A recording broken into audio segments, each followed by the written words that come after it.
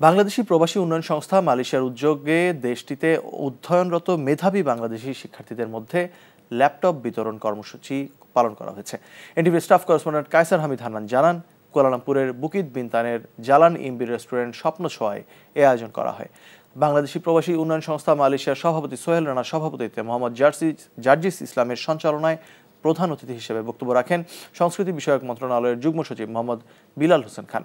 বিশেষ অতিথি ছিলেন পিআইডির যুগ্ম সচিব মোহাম্মদ হায়দার আলী। অনুষ্ঠানে আরও উপস্থিত ছিলেন অধ্যাপিকা রোজিনা শেখ, মোহাম্মদ শাহাদাত খান রাসেল, মোহাম্মদ নজরুল ইসলাম রহিম, মোহাম্মদ শাহ ওয়াসিম ইসলাম সহ অনেকে।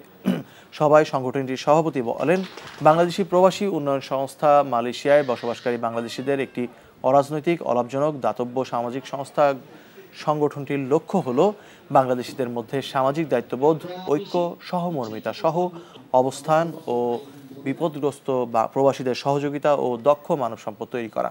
তারই ধারাবাহিকতায় আজকের প্রযুক্তির মধ্য দিয়ে প্রবাসী শিক্ষার্থীদেরকে উৎসাহিত করা। উল্লেখ্য যে সংস্থাটির সিংহভাগ আর্থিক ও সার্বিক সহযোগিতা করেন মালয়েশিয়ান নাগরিক রুসনিতা। বান্ডেল থাকলে প্রতি সেনমানিতে টাকা বাঁচবে।